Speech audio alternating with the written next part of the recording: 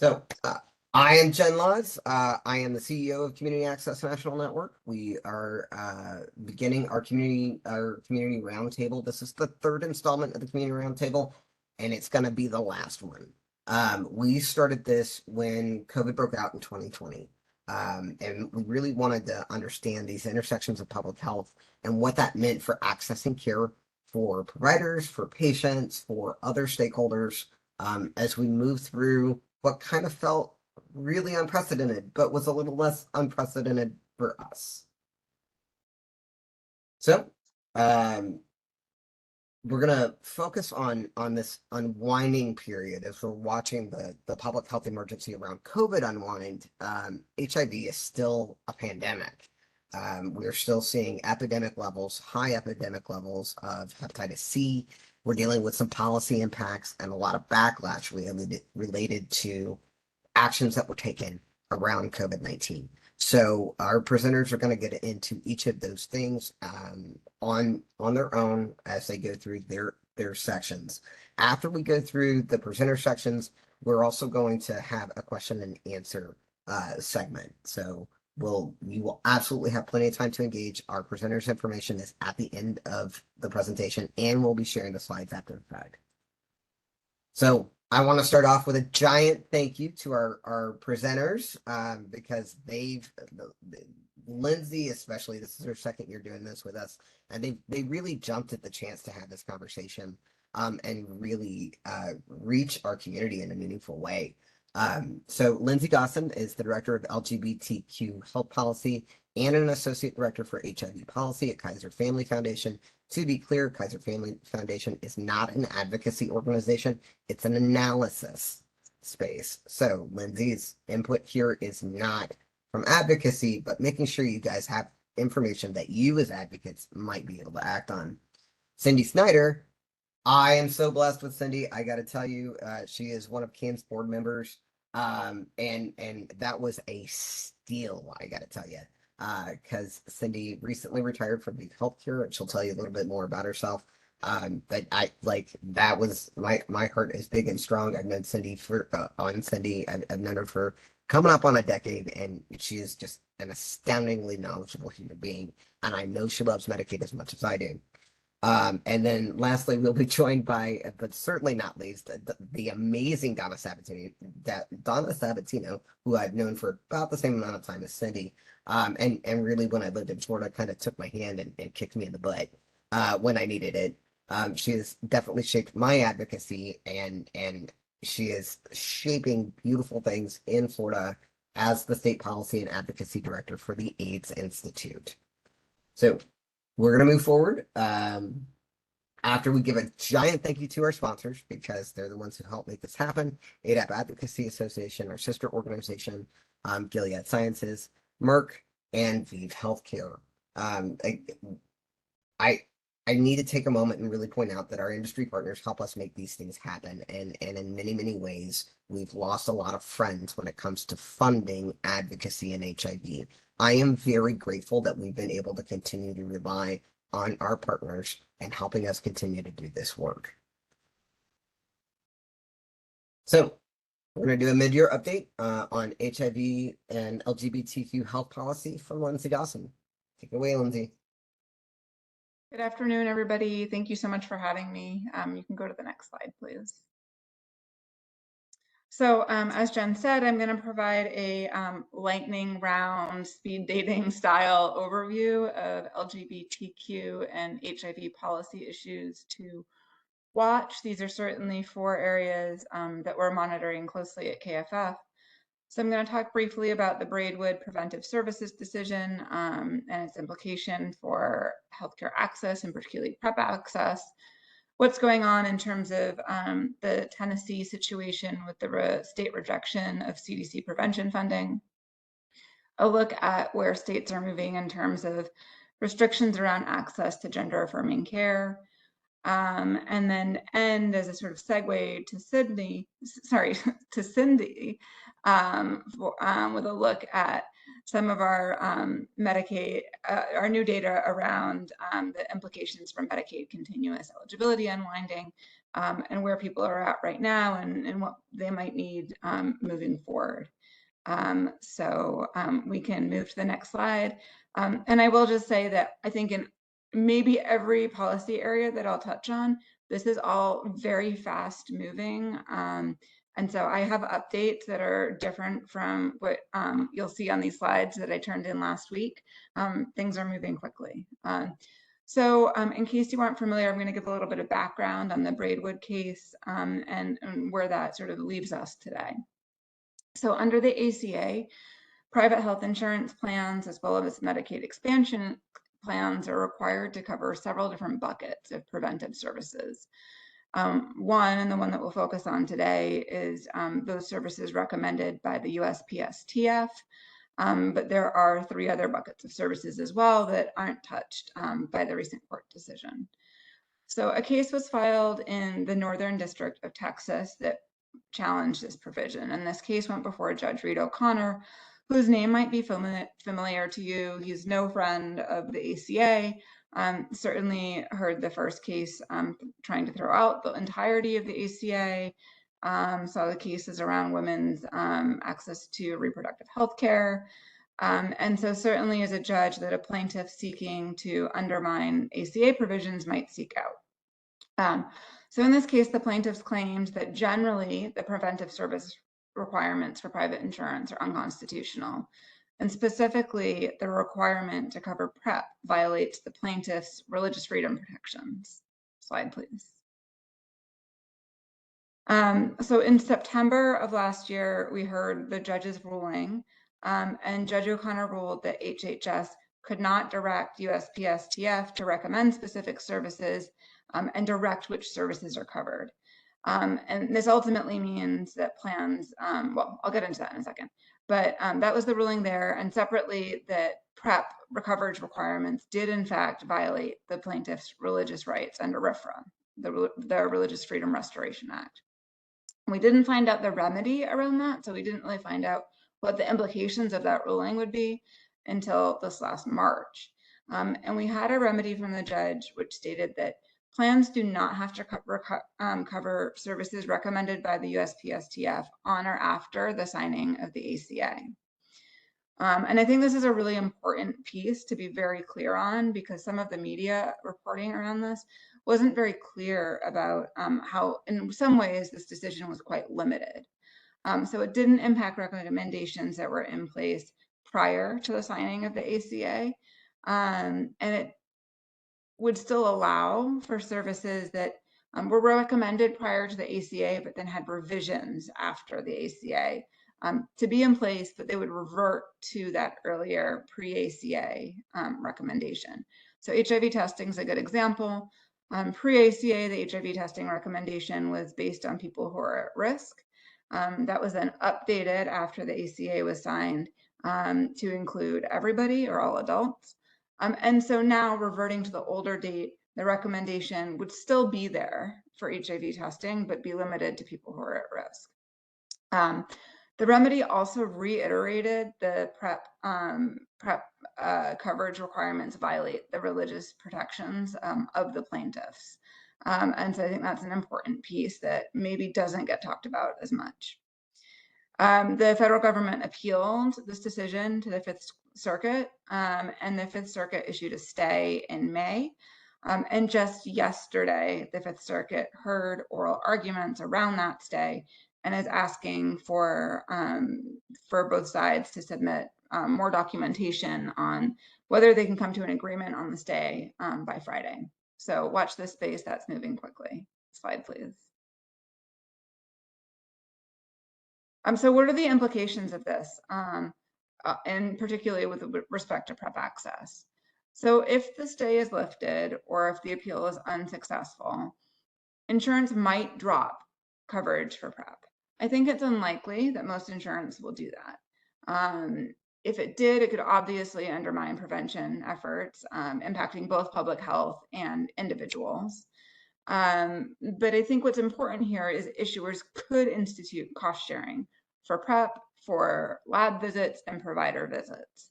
And we know that even nominal cost sharing for PrEP, so even if you're on generic PrEP and your copayment is $5 a month, Even nominal cost sharing can be a barrier to care and access. And of course, branded PrEP, injectable PrEP, lab visits, provider visits, all those costs could be quite high.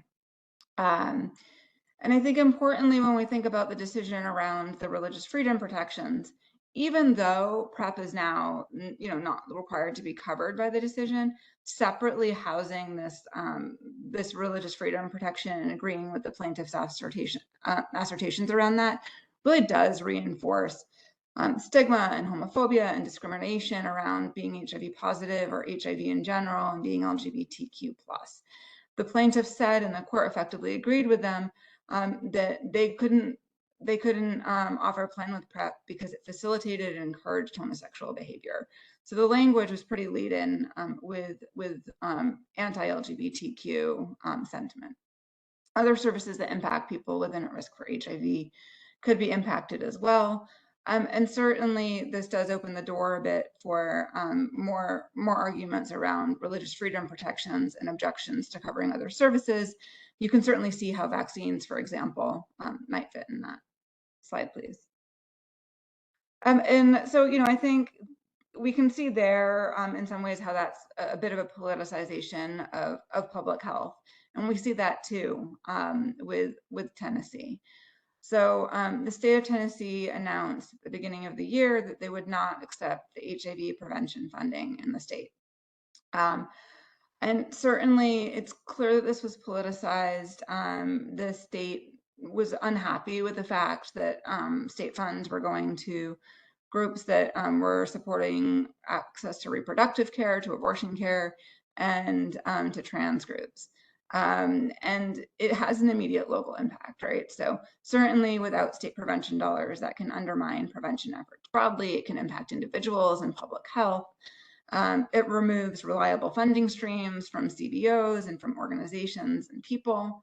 And it puts CDC in a tough position, right? So CDC at this point worked very, very closely with groups on the ground. I spoke to a group in Tennessee just this morning, and they, in this conversation and in other conversations I've had, really, really reiterated that the only way that they're in a position now of being able to salvage HIV prevention in the state is because they worked together. So the groups doing HIV prevention on the ground and that were previously funded by CDC worked very closely together. The main grantee in the state was United Way, and they worked as the main grantee, and then the sub-grantees were the smaller HIV prevention organizations in the state. So they had that infrastructure to begin with, and collectively they got together and really came together with the CDC to help work on a workaround. CDC issued a NOFO, and the United Way has worked with the state and worked with the organizations in the state and worked with the CDC to apply for the NOFO. All the organizations in the state approached CDC and were supportive of the funding going to United Way. It looks like that's going to happen. It's taken several months, and I think there are some frustrations that it couldn't happen faster. But to be honest, the real sentiment on the ground from the activists that worked most closely with CDC is that this was lightning speed for the federal government to be able to turn around funding like this. And it is going to be able to get funding levels at those organizations to where they were and would have been should the funding have gone through the traditional pathways. But it raises really big questions about what is going to happen in the future. And it puts CDC in this tough position of trying to figure out a solution that could be replicated if other states followed suit and similarly rejected prevention funding. And I think certainly from the perspective of the advocates on the ground, the only way that this can work, the only reason this could work was because they were so well connected and had really come together like they hadn't before. And I think that would be their message to other states should this happen elsewhere. The state is also now issuing funding of its own. There's been a lot of press around the fact that the state really prioritized populations that we don't necessarily think of as the highest risk for HIV. So first responders, mother-to-child transmission. And while that's where the state's messaging has been, my understanding is that organizations on the ground will be able to include those populations in their work, but also provide that funding to work on the ground that serves the populations that we know are most heavily impacted by HIV. So I think that got through everything on the slide, and maybe some more. Slide, please. The next area I want to touch on is the shift that we see in states with respect to their actions around limiting access to gender-affirming care. We're seeing a rise in this, and I think the theme here is that some of these public health issues are being deeply politicized, and that's certainly the case with these policies. In November, we did a brief at KFF looking at state action around gender-affirming care. And then we had 5 states that had issued policies or laws restricting access. And we thought that that had been a really fast uptick. Well, now it's quadrupled since then. So from November to today, there's 20 states with laws or restrictions around youth access to gender-affirming care. There's a lot of litigation in this space. It's actually now 5 are blocked in full or part in court. And so I think this is a really important area to watch. And some of these are very broad and deep. And when we look at states like Florida, it's very difficult not to see these tied to an election issue now that DeSantis has initiated a bid for the 2024 election. Slide, please. Another place we see these restrictions happening is in Medicaid. There are now 11 states with explicit restrictions around gender-affirming care. Notably here, most of these are aimed at all people, not just youth. And so this is really impacting adult access to care as well. And while there are more than half of states, Puerto Rico and DC, with explicit inclusions for gender-affirming care, we do know that there's limitations there. So even if you are seeking gender-affirming care services in one of these states, it doesn't necessarily mean that all services that you might want or need are available through the program. Slide, please. So most of these actions, or all of these actions, really are happening at the state level. Most of them are happening through laws, though some of them are happening through executive actions, so outside of the state legislature as well. And so that's an important area to watch because it can happen a little bit more quietly, like through a state medical board or that type of action. And there's some litigation aimed at denial of access as well. This is typically, these laws and policies are typically really aimed at denying services or coverage, but it's important to watch the depth and breadth of these policies because in many cases they also restrict decision-making or penalize decision-making for parents and providers and others, particularly important when we're thinking about the impact on young people. And I mean, in some cases, these are quite extreme restrictions and penalties. So criminalizing providers for providing care or creating potential custody issues for parents who facilitate access to care. So certainly not trivial penalties here. And again, most of these policies are aimed at young people, though not all are. And I think it's important to think about the direct and indirect impact these have. So directly, they have adverse health outcomes. So if you're somebody who's seeking gender-affirming care and you're denied access, you can have negative health outcomes. You can have negative mental health outcomes. For youth in particular, we see increased suicidality. And so really, powerful health implications. But secondarily, we see an erosion of support systems when families and providers and other people in young people's lives are targeted by these policies. KFF recently did a nationally representative poll of trans adults, and many of our respondents talked about sort of the challenges that they experienced as young people. And one thing that really mitigated some of those negative experiences for folks were having a supportive adult in your life. And so policies that target these very people who are supposed to play a supportive role can be particularly harmful. And then the indirect impact, I think that's important to talk about, of these policies is not just the denial of services to an individual, but the impact on LGBT communities more broadly. and the stigma and homophobia and transphobia and shame that it reinforces can be powerful quite broadly, even if as an individual you're not being denied access to a service, sort of as your rights and your identity is being debated on state or national stages. Slide, please. Okay, shifting to Medicaid continuous eligibility. I'm a few slides back. Going one more back, maybe. Oh, okay. Oop. Yeah, perfect. So as we'll spend quite a bit of the rest of the day talking about and hopefully setting this up for Cindy, as you know, the Medicaid program is no longer required to have continuous eligibility for enrollees, which was adopted under the public health emergency. And so this means that people who are on Medicaid could lose coverage for two reasons. The first being you're no longer eligible for the program, and the program redetermination is coming up, and legitimately you just don't have eligibility for the program anymore and you'll lose coverage. The second possibility for losing coverage, of course, is that you are still eligible, but the right information to let the state know your eligibility has maintained hasn't made its way into the right channels. This could happen because the state didn't reach you, or you didn't provide the right or enough information to the state.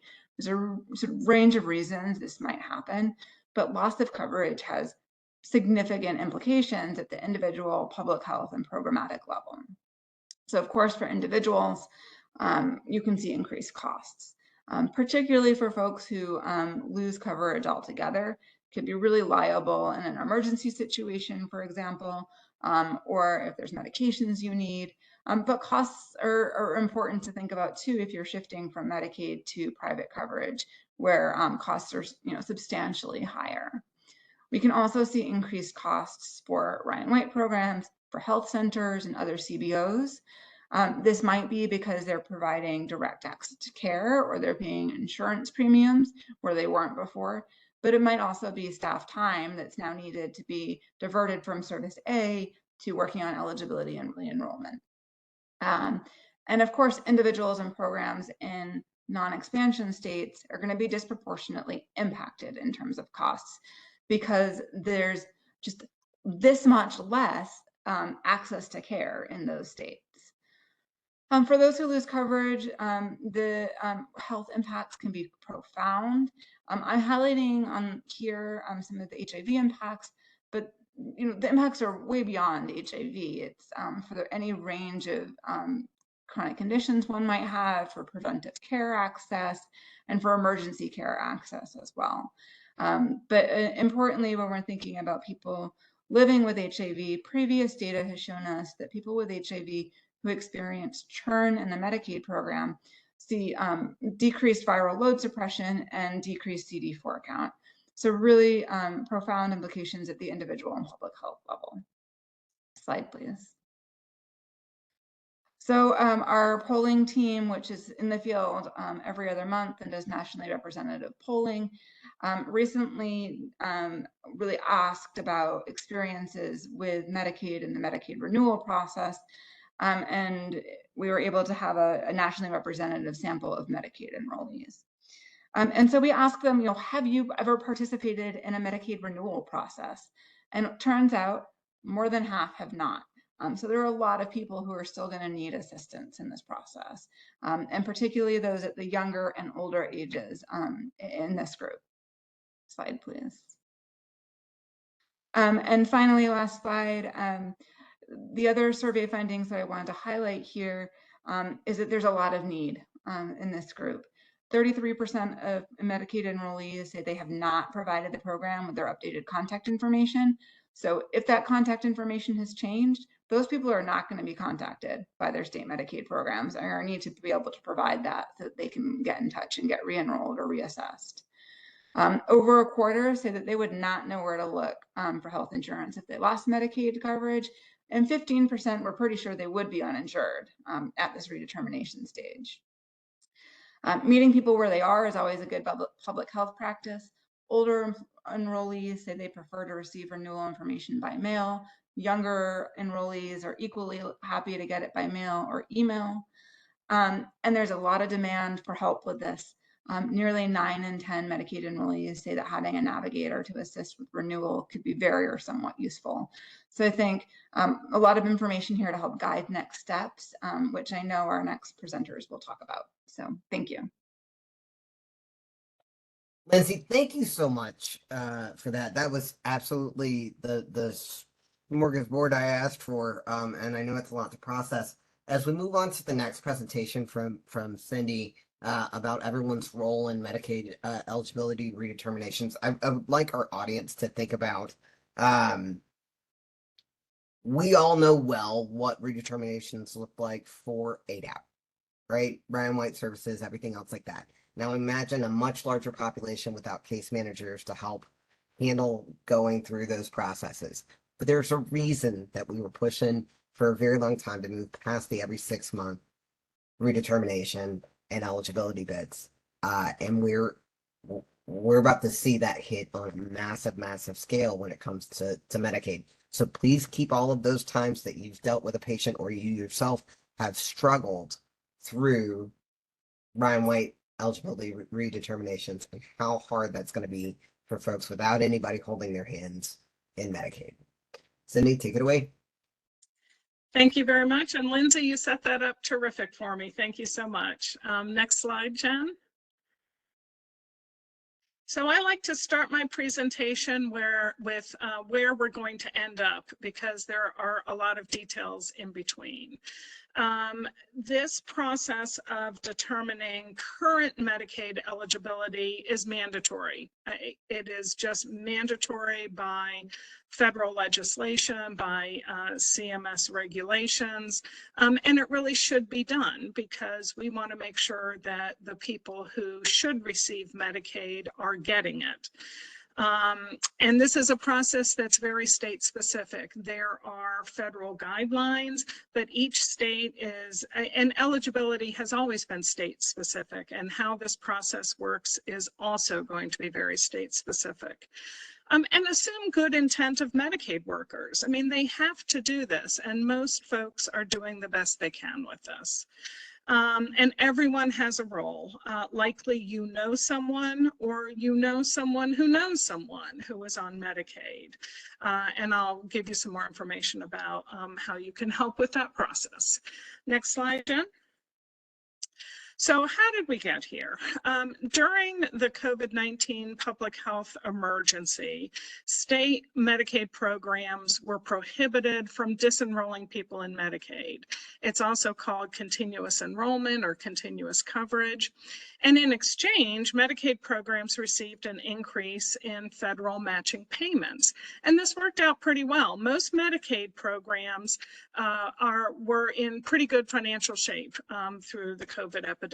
And even though they received hundreds of thousands, millions in some cases of extra people in the Medicaid program, they also received additional federal funds. Now, the normal Medicaid practices disenroll people every month. So there's people who come on because they're eligible. There's people who roll off because they are no longer eligible. Or perhaps these people rolled off because they didn't complete the process appropriately when Medicaid reached out to them. So approximately 20 million individuals gained Medicaid coverage during the redetermination freeze, and now there are 93 million people who are currently on Medicaid, and every single one of those has to be redetermined for eligibility. Next slide. So this continuous Medicaid enrollment requirement ended March 31st, and states have 12 months to begin their process for how do you determine Medicaid eligibility for all these folks. And they have 14 months to complete the process. And they can start, many states started to, well, a handful of states started to disenroll people from Medicaid on April 1st. And the next slide has a map of what the timeline is for when states are beginning to disenroll folks. And the increased federal match payments are gradually reduced until December 2023. States will always receive a federal match because that was in place prior to COVID. They're just no longer going to receive, as of December, this enhanced federal match that helped them manage their budgets during the public health emergency. It has been estimated that 15 of that 93 million, 15 million who are on Medicaid, 15 million will lose Medicaid coverage, and nearly 7 million may be dropped from the rolls, even though they're still eligible. So, probably for a process issue. And nearly half of those who lose coverage will be Black or Hispanic. So, as you can see, this is just a monumental task, and we all have a role to play. Next slide, Jen. So here is the map of when states are going to start disenrolling folks. And North Carolina is interesting because they are going to start disenrolling people in July, but yet they're the state who passed Medicaid expansion this year. The state budget has not been finalized yet, so there's no date for when the expansion will start. A very aggressive timeline is that it could be starting as early as October, but nonetheless, it's going to be very confusing as North Carolina is disenrolling people, and then when Medicaid expansion actually comes online, a lot of those folks are probably going to be re-enrolled, so that's just going to be a hot mess. Next slide. So why could people lose Medicaid coverage? And Lindsay referred to this, an inability to complete the process. Either Medicaid doesn't have their contact information, the person receives the paperwork but doesn't return it at all or by the deadline, or they return it and it's incomplete. And enrollees who are at risk for being deemed ineligible, who may have this paperwork process problem, are those who lack a stable address, and those who are unable to comprehend materials, either a language issue, some other sort of disability. Next slide. So why could people lose coverage? It's that, so you could lose coverage if you didn't do the process correctly, or because you could no longer meet the eligibility requirements. You could have a change in income where you make too much for the income limit in that state. You could have a change in a family composition. You could have a child who is now, 27, who is now actually 21 and no longer eligible for Medicaid, which means that your household income level changes as the number of people in your family changes. You could have moved to another state. And in non-expanded states, many enrollees are deemed eligible through what's called a disability pathway. And states do disability reassessments, and we know that there are people who have gotten Medicaid coverage through a disability related to their HIV status, related to HIV, but then they are now healthier, which is a good thing, but the downside is that you're no longer eligible for Medicaid. That's really the biggest issue in the non-expansion states. And again, as I said at the beginning, this is very, very state specific. Next slide. So what are the options for folks who lose coverage? Well, the navigators through the ACA will be reaching out to people who have been disenrolled. They will be assigned people who have been disenrolled, but if they can't get a hold of them, there's all sorts of, it's great that that's another step that's being taken, but there's also a lot of pitfalls where that may not actually end up helping the person get back in. There is a special enrollment period called the unwinding SEP, special enrollment period, where you can try to re-enroll for Medicaid if indeed you are eligible. You can go to healthcare.gov. And for those who use to get on an ACA plan, and if you do go on to healthcare.gov, healthcare.gov or your state's marketplace plan, your state's marketplace, if you have lost ineligibility due to process rather than truly being ineligible, they will be able to kind of slot you to Medicaid as you fill out the information on healthcare.gov or your state's website. It'll say, oh, it looks like you're eligible for Medicaid. Let me send you there, and you can start that process. And then for folks who are HIV positive, there's always the Ryan White HIV/AIDS program, care through the clinics, which they're probably going to now. They could get their medicines through ADAP now, possibly. Next slide, Jen. So what else do I need to know? Again, all enrollees are going to be assessed for Medicaid eligibility. CMS has issued guidelines that have reporting requirements for state Medicaid programs, and there are national and state organizations and researchers who are tracking this. There's been a lot of information already in the news. Foundation so there are a lot of people really digging into this. So you don't necessarily have to know all the twists and turns that are going on in your state. Just know that there are state people and national people who really are on top of this. And also assume good intent of the Medicaid eligibility workers. Most Medicaid programs have overall staffing and capacity concerns, just like many other businesses during the COVID epidemic. And because there have been no Medicaid eligibility determinations for 3 years, any staff that were hired during that time have never done these. So this is new for people on the Medicaid side, and as Lindsay was saying, it's new for people who are on the enrollee side as well.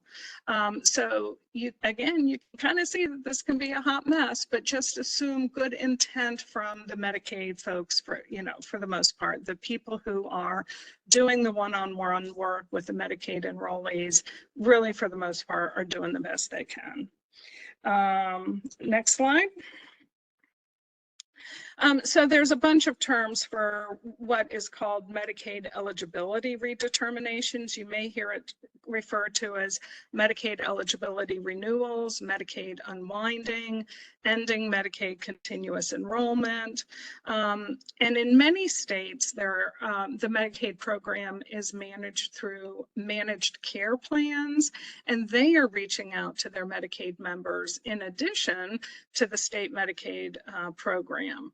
And also just keep in mind, there will be some people who will be deemed eligible because Medicaid can do things behind the scenes. It's called ex parte renewals, where they can see from other state databases that this person is eligible, and so they won't need to necessarily reach out to them to ask for any information. And many people in the communities that we work with are likely to remain eligible. They just have to do the process correctly. And there was some information that was released a little while ago about Florida. I know Donna's on the phone. Florida added 1.8 million enrollees since 2020. And from mid-April to mid-May, so in just that first month, they reviewed 461,000 enrollees, and they terminated over half of them, 250,000 of them. And of those 250,000, 80 were because they didn't do the process correctly. 20% were because they made too much money to be eligible for Florida Medicaid. And this KFF analysis that was recently released of 6 states shows that the disenrollment due to process issues ranged from 43% in Pennsylvania to 89% in Indiana and West Virginia. And again, that's just for procedural reasons. Now, some of those may not be eligible, but some of them might be eligible. So it's really unfortunate that somebody can lose Medicaid because of paperwork problems, but that is clearly what is happening. One other thing about states, like most states have like a toolkit, or have done a lot of communications to partners who provide direct services to Medicaid enrollees. And I was talking with Vanessa Finney-Tate with AIDS Alabama. She runs Alabama's only navigator program, and she said that Alabama Medicaid was really being very collaborative leading up to the unwinding and in disseminating information, and it just felt like really collaborative. But then as soon as the unwinding started, they have been less collaborative. They haven't responded to a lot of questions that they've been asked from people in the community organizations. And, you know, Vanessa's sense is that they are doing no more and no less than what CMS is requiring of them. And that is, I'm sure, the same in a lot of states. Other states are more forthcoming and more collaborative, going back to that very state-specific issue. Okay, next slide, Jen. So how, you know, the question is, so this is all very complicated. I don't understand the twists and turns of what's going on in my state. What can I actually do? So please do share this with folks who you know who work with people who could be on Medicaid. It really is a spectrum of involvement, I think. You can be an educator. I think we all need to be educators. In fact, that's my call to action for all of you. We all need to be educators. You can be a resource for information. You can know a little bit more, you can provide a little bit more, or you can be an activator. When you learn of problems, you can kind of really dig in and try to get more information about how you can help. Next slide, Jen. So to be an educator, really, it's just telling family, friends, health providers that Medicaid is redetermining eligibility for everyone. Everyone on Medicaid should make sure that that Medicaid has their current contact information. Open and read all Medicaid communications. I mean, these are the messages that we as a broader community need to be sharing with kind of anyone we talk to, because they may know somebody who is on Medicaid, and immediately answer all the Medicaid questions and provide any required documentation. Go to some community organization to help you answer those questions if you don't understand, you know, what this mailing from Medicaid is saying, and immediately contact your state Medicaid office if you find out that you no longer have Medicaid. Like, you could go to the pharmacy to get that prescription filled. You've been getting it filled for 3 years, and all of a sudden they say, oh, I'm sorry, you don't have Medicaid. That's the way a lot of people are finding out they don't have any insurance anymore. So immediately contact Medicaid and see what you have to do the process to determine if you're eligible. Next slide. You could be a resource for information. And my last slide has a list of resources, and Jen's going to send out the slides so you'll have links to all of that. You could know who in your state, like, what is the state contact information? You could look at the link that I have in my last slide, figure out what that is, and be ready to share that with people for who to contact in Medicaid to make sure that they have your correct contact information. You can know the timeline and processes for how your state Medicaid program is approaching eligibility determinations. There's a link for that. Again, each state is different, so it may be easier to figure that out in some states than others. And then find out in your state and the people who can help folks complete their paperwork. Medicaid case managers do this as a matter of course. Ryan White case managers, at least for those who are getting Ryan White services, are able to help with this. Navigators for the marketplace plans. And there just could be other community groups that are working on this, because all the community groups in your state have Medicaid, represent people who are on Medicaid, and all of them are trying to figure out how can they help folks with Medicaid get through this process successfully. Okay, next one. Or you can be an activator. Again, it's, you know, it's everything on the previous slide, plus do some digging and find what state organizations are closely tracking this. Like in Alabama, it's AIDS Alabama. So, and it may not be an AIDS organization in your state. It may be an organization for developmental disabilities. It may be the Kidney Foundation. It's the Heart Foundation in a lot of states, actually. So find that organization who really is in the weeds of what this is. And if you hear of somebody who is who has found out they've lost Medicaid, have a contact in your back pocket where you can perhaps send them to that person to help them navigate what would be the next steps with all of that. Next slide. And then these are the resources. And there are a bajillion resources out there, but these are, I think, the top line things that can help you at least be an educator and an activator. Jen I'm going to switch topics here just for a quick minute to talk about Medicaid waivers. Medicaid waivers have been around for a long time. They are a way for a Medicaid program to test out an innovative idea that they had to see if it provides better care for less money, more efficient care. And these are, there's a lot of different types of waivers, but the ones that are the ones that I think our communities deal with the most are called 1115 waivers. So these are like really nothing new. Like there have been waivers focused on substance use disorders. They help our populations. Waivers for serious mental illness where they can get enhanced services. That helps our populations. But there's a new kind of exciting waiver that came out from CMS, and it is to provide flexibilities to address health-related social needs. Another term that has been used for many years is social determinants of health. CMS is referring this to HRSN, health-related social needs.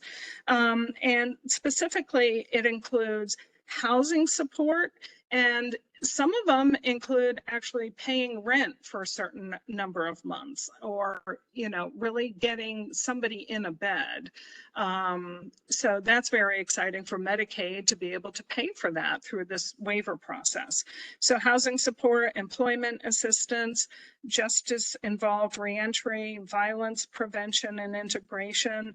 And again, all of this would be through Medicaid. Some states have approved these already. Arizona, Arkansas, California, and North Carolina have applied. Delaware, Illinois, Maine. So the bottom line is that, you know, Medicaid programs are trying to meet the needs of their Medicaid populations, and these waivers are an innovative way for them to do that. And that's it. I'll turn it over to my friend Donna. All right, Cindy, that was fabulous. Thank you so much. So I want to be clear about the last two items in the waivers because I think they're super, super awesome. And if you've got friends that impact some of the decisions and waiver decisions, if you're advocating on that level, you absolutely should push it. We're talking about violence prevention and response. We're talking about domestic violence and intimate partner violence. If someone is seeking shelter need, they should be able to qualify for Medicaid, and we recognize that sense of independence, financial independence, certainly impacts those types of decisions. When we're talking about justice involved returning citizens, we're talking about people who are currently incarcerated. Now, this waiver is designed after a program that was done in Texas for a really long time, and then kind of fizzled out when funding dried up. That about 3 months prior to returning to society as a citizen from incarceration, they would sign people up for Ryan White or Medicaid or anything like that, and try and get them set up for to combat any issues of recidivism and keep them on the right path there. So these are really innovative spaces. There are a lot of great spaces to explore, and if your state's looking at it or not looking at it, talk to your people. Absolutely advocate for these avenues. That said, these issues where we're seeing these high rates of disenrollment and everything else, as you're thinking about where you can advocate, where you can educate, where you can activate, Donna's going to talk to us about what those communities actually look like, what they're going through. And I want you to think about your own patient or community demographics, what they're going through, what your own experiences in providing care or advocating for patients or being a patient yourself. Because this is really where the meat hits the bones, as it were, with regard to Medicaid policy issues and impacting our communities. Donna, take it away. Great, thanks, Jen. You know, when you asked me to do this, I was thinking, gosh, I'm in my own HIV, hepatitis C, infectious disease bubble, right? It's pretty much what I do every day for the past 30 plus years. So putting this together was very interesting for me and very eye-opening for me as I started to think about what populations are probably the most impacted, since we really don't know yet, since it's been a month or 2 months in some states. But we are seeing that some of the populations that I'm going to share with you all are some of the ones that really came to mind as I was pulling my section of this together. So Jen, you can go on to the next slide if you would. So, you know, here's a list of a few. I'm not going to have a slide on every one of these, but I wanted to list what I felt, and probably many of you on the call also feel are populations that are going to be, if not already, most impacted by this unwinding.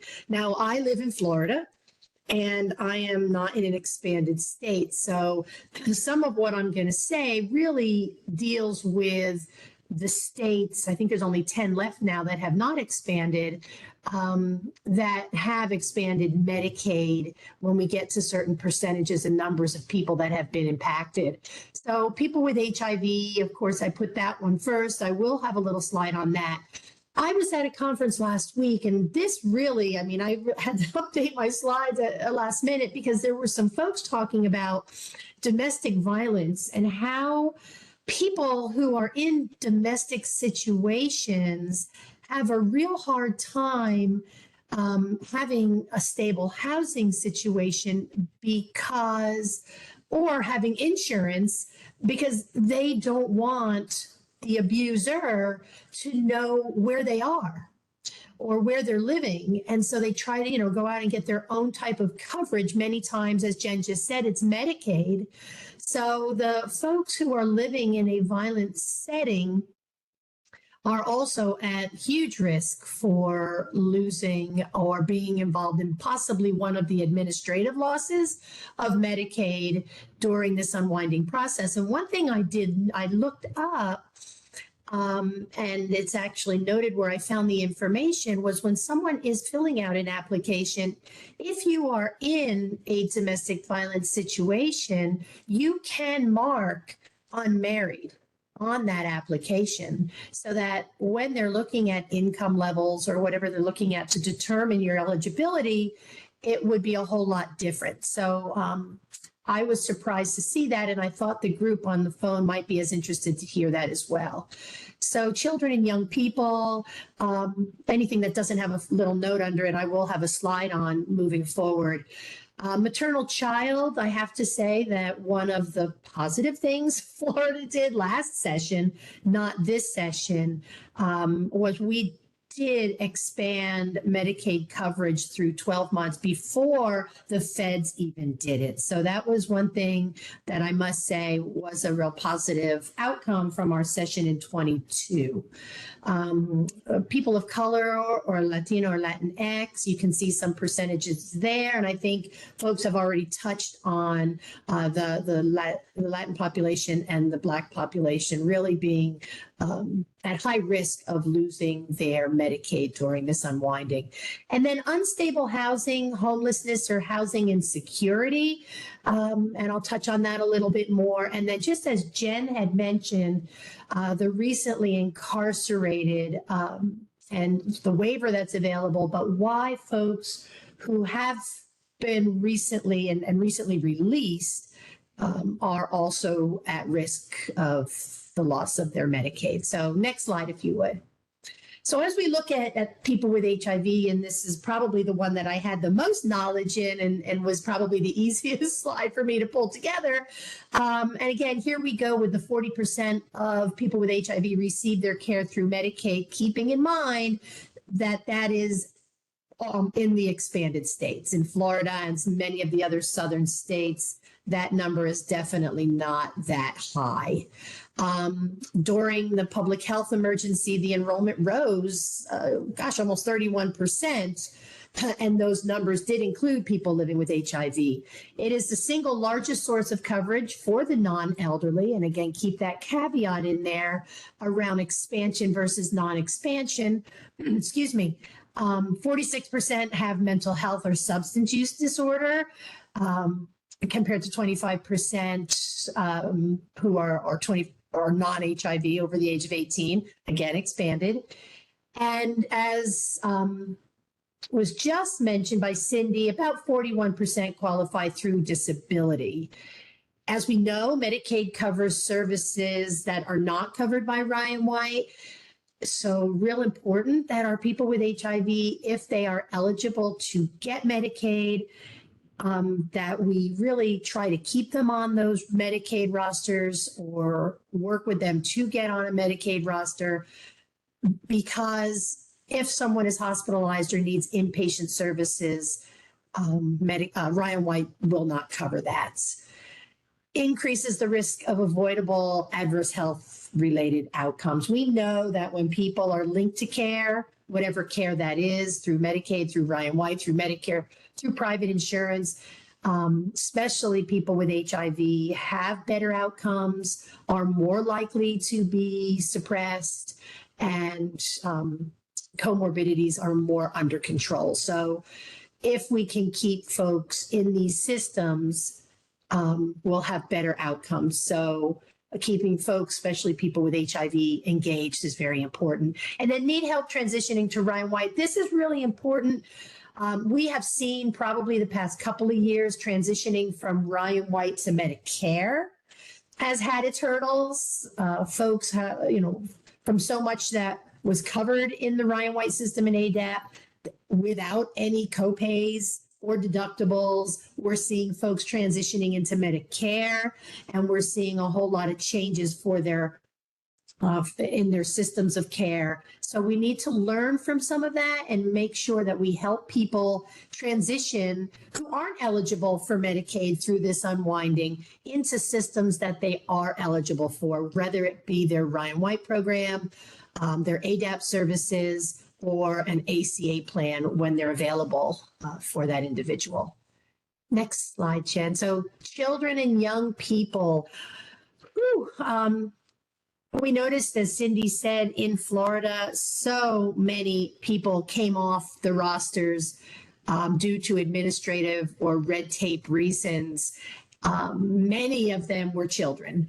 So estimated over 6.5 million children are at risk for losing their coverage. And that is just a huge, huge undertaking for the system that is doing this work. States are understaffed. There's multiple procedural issues, as mentioned with prior speakers. Some folks have not had to re-enroll in years. Some never did. So, folks are having a real difficult time, as are the people that are doing the work on the other end. Folks are anxious to get people off the Medicaid rolls. I was listening to a session here in Florida when ACA was presenting very first couple of days during our first week of session. And they mentioned that there's about 900,000 people in Florida that need to come off the Medicaid rolls, and that they were telling the legislators that they're looking to do this rapidly, even though they have 12 months, and that they're looking to do approximately 300,000 to 400,000 a month to get that 900,000, close to 1 million people off as quickly as possible. Well, we know what happened, since the majority of them were children who were still eligible, or people in general who were still eligible. So actually, Florida has sent a sign-on letter to the governor to temporarily halt the unwinding in Florida because of how much bad stuff and inappropriate disenrollments are happening. Children under the age of 18, nearly 1 in 5 are predicted to be ineligible. And more than half of them will be the administrative churn, where they're eligible but then they're disenrolled, but then they have to get back enrolled again because they were found to be eligible. And it shows your percentages of the Latino and Black populations. Federal estimates say about 72% of children who lose coverage remain eligible. And states must update their CHIP and their Medicaid eligibility guidelines and keep those poverty thresholds, because poverty thresholds are now up 8%. And Florida ranks in the bottom 10 of uninsured children. One positive bill that did pass here during our 60-day session is the Kid Care FPL was increased to 300%. So, and it was at 200. And just common here is some young people have just aged out from 3 years ago when they were eligible due to age, and now they're no longer eligible. So they've just pretty much aged out of being eligible, especially in unexpanded states. Next slide. So housing insecurity, we know that housing is healthcare. We have said that for the longest time, that folks in unstable housing, homelessness, housing insecurity have far worse health outcomes. So add losing their health care coverage on top of that, and we've only made this matter even worse. So millions of Americans experience homelessness and housing insecurities. Any given night, there's an estimated 150,000 of homeless, roughly 37% of families, and a very diverse group. We've got, plenty of veterans, folks from domestic violence situations, previously incarcerated that were released, can't find housing for whatever reasons, whether it be that they're within an area, if it was in abuse type of setting, or from poverty, or just not being able to find any housing. Unable to be reached. It was look for this envelope with a big yellow stripe across it. Make sure your clients open that, or, read that when that comes. That was kind of CMS's way of showing, that this is an important piece of mail, but if you don't have stable housing, you're not going to be able to be reached for that. So much of that, and as you can see in that very last bullet, I was on a CMS update probably 2 weeks ago, and somebody from Mississippi, did I spell Mississippi wrong? Looks like a lot of S's in there. They said that about 80% of their letters that were sent were returned. I mean, that's huge when it comes to returned mail. Lack of the required documents that they might need. So lots of stuff that could be happening with housing insecurity. Go ahead, you can go on. And then the recently incarcerated, or the re-entry back into the community. And Jen mentioned a real important waiver that's happening in a few states. I think I have it listed on the very bottom bullet. Some states besides Texas that had done it, that are working on these innovative strategies through these 1115 waivers for the reentry or recently incarcerated folks coming back into the community. What keeps folks from keeping their Medicaid when someone is incarcerated is basically, the Medicaid inmate exclusion policy.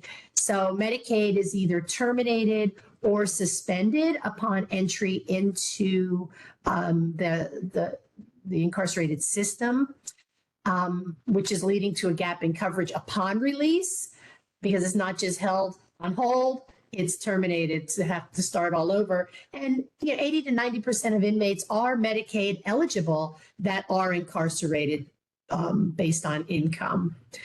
There's a disproportionate disease burden in incarcerated populations. So, once folks are released, they may have been receiving the appropriate health care while inside for any of these underlying conditions, but now all of a sudden released, and you have no way to continue the coverage that you were receiving inside, and just going to increase that disease burden on our communities. We need to ensure access to care and preventive services upon reentry, however that be, whether it be through a waiver or making sure that we're linking folks. I know in Florida, the prison discharge linkage program is done quite well. But again, it's not because someone has Medicaid. It's usually the folks I know the best are the Ryan White or the HIV disenrollment folks who are able to get them linked into care.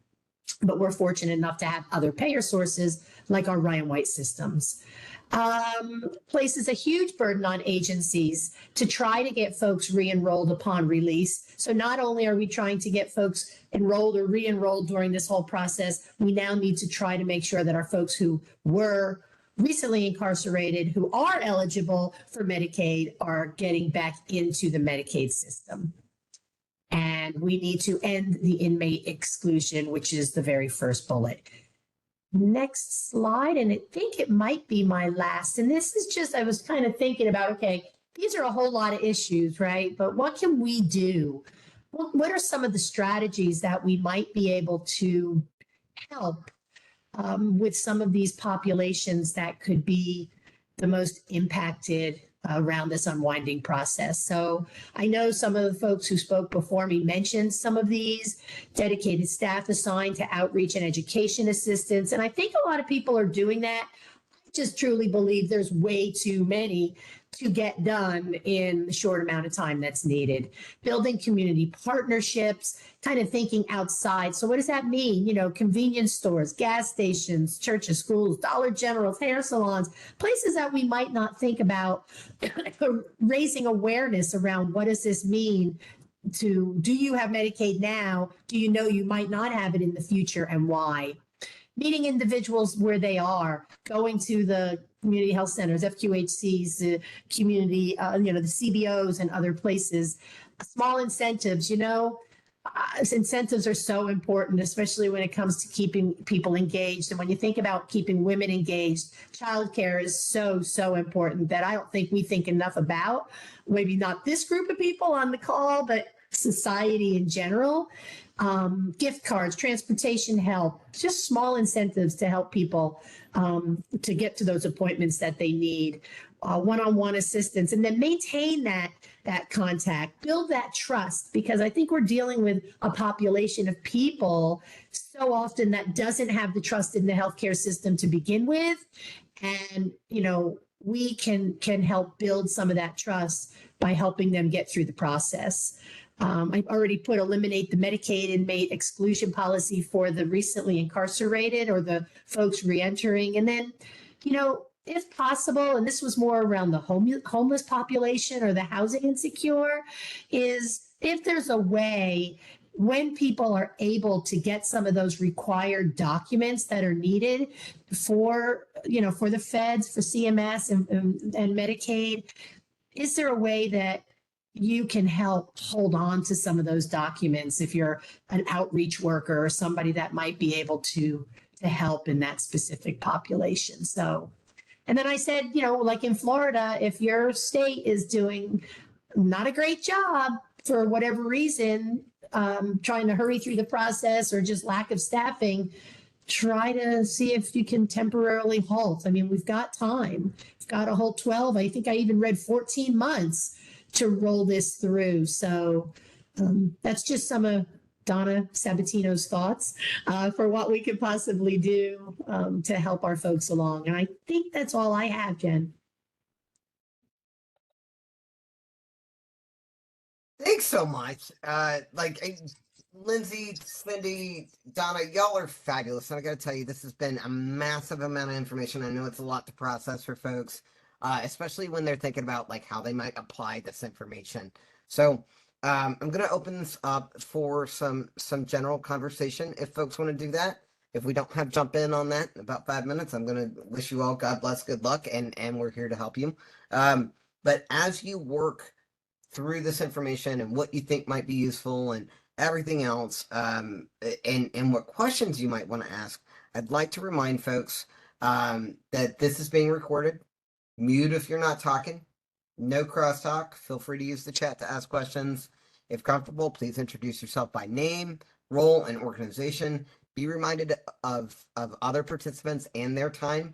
And the presenter information is going to be put up at the end for a couple of minutes to have their information for you to be able to contact them. But we're also going to email you guys the slides after the fact so that you've got all of this content right in front of you.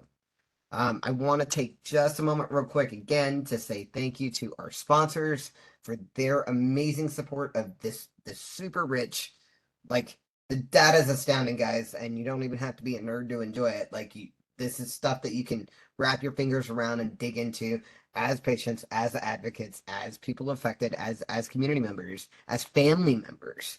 So thank you to ADAP Advocacy Association, Gilead, Merck, and Vive Healthcare. So take it away. We have any questions or discussion? If not, I've got a whole list.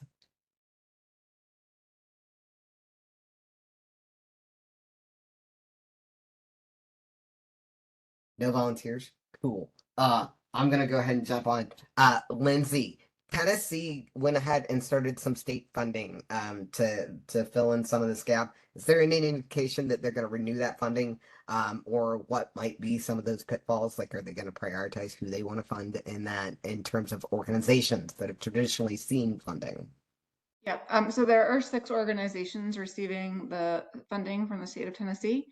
My understanding is that they're sort of broadly well-known players in the HIV prevention space in the state. And while the state has indicated that they have these groups that they would like their funding to reach, the funded agencies are not going to be mandated to reach only those groups. So, for example, like I mentioned, the first responders is one that's really kind of quite different from what we might traditionally think about.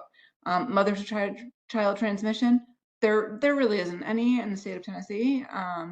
And so, I think in some ways it's folding in practices that they're already doing.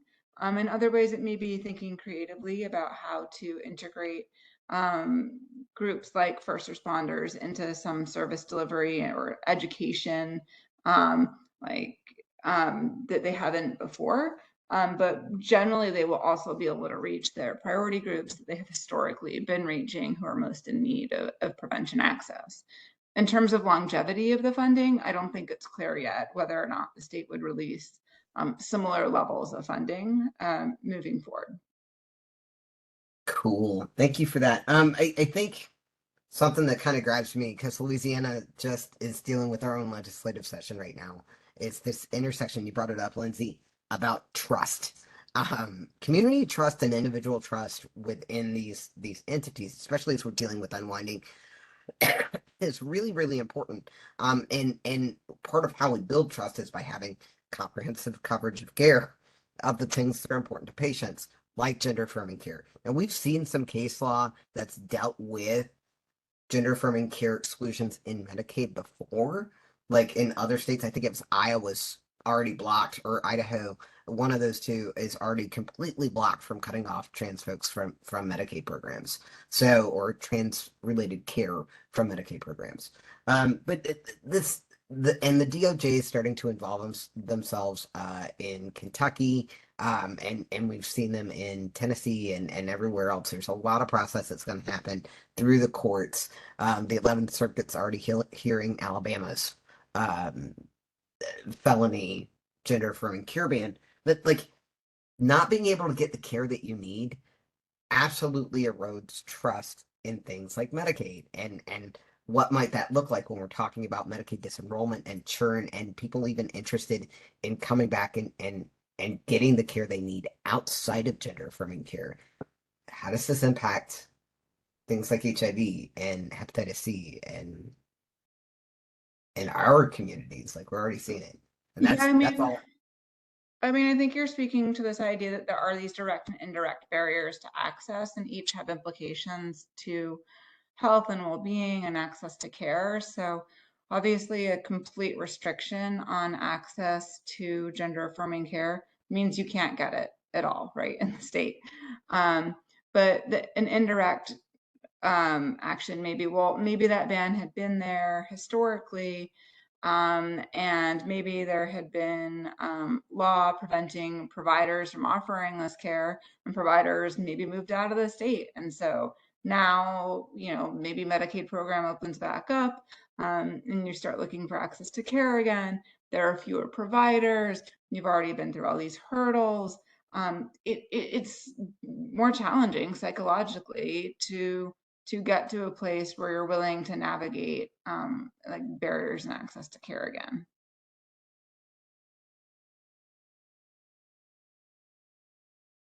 Lindsay or Donna, do you guys have, not Lindsay, Cindy or Donna, do you have, I do. And, in Florida, we've also had some pretty awful bills recently passed. I mean, we did have one positive just came through, and I was just reading it. Was our U.S. District Judge sided with the challenges to Florida's dangerous policies. He sided with the gender affirming care, with folks accessing gender affirming care. Trans people are real and deserving of life-saving health care was his word. So one positive thing, and that just happened yesterday, if I'm not mistaken. So it's just hot off the presses. But I do believe if people find, in the Medicaid system, right? Medicaid, I think it was late last year, said you cannot use Medicaid to supply any of gender affirming care, whether it be surgeries, drugs, whatever. But now let's say you can find it another way, is that going to help you find access, like if you're living with HIV, through the Ryan White system and through ADAP to be able to get the medication needed and the hormonal treatment. So, I think it could have a huge impact on systems of care and not wanting to stay in the Medicaid system and rolling into another system. So, yeah. well, and I want to point out the judge in question is also the judge that brought the injunction against the state's ban on same-sex marriage. Bob Hinkle has had a lot of career term dealing with disproportionately affected communities and trying to address issues of civil rights. Go ahead, Cindy, you were going to say something. Yeah, I mean, even in the states where Medicaid is prohibiting trans-related care, trans people have other medical conditions that need to be treated. And that shouldn't, clearly the stigma, the trust, all that, but hopefully they are working with trusted community organizations who are helping them through their Medicaid redetermination process, because they should still be on Medicaid to get all these other services. And there's things in the courts. There's, I don't want to sound blithe about that, oh, things are going to change, just sign up and everything will be okay. I mean, it's a horrible, horrible, horrible situation, but yet you should still be able to get a broken leg fixed. So please get on Medicaid. Well, and as we think about our affected communities, Black women, Black trans women, have a better than higher than 50% rate of HIV or occurrence of prevalence of HIV among Black trans women, and that's due to issues of oppression and housing issues and all of these other risks and stigma, and how that builds in through not trusting providers or systems of care because you're not getting these other needs met that feel very, very immediate. And for many of us I say this as a trans guy, right? So who is living with HIV? Like that's, if you're gonna ask me what's gonna get me through on my day-to-day and my mental health and actually keep me up where I need to be with regard to my HIV related care, I gotta get my gender affirming care. So these laws are going to have massive impacts. I know we're going to spend a lot of time talking about this as they make their way through the courts. But I really want to ask our audience to consider how this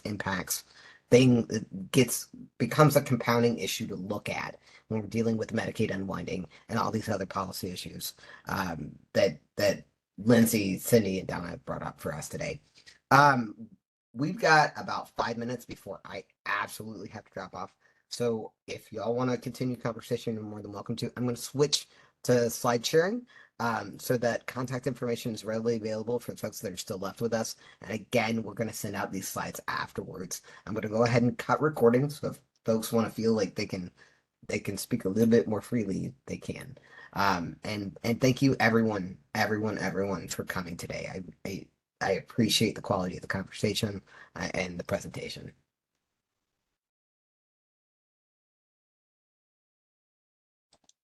Thanks,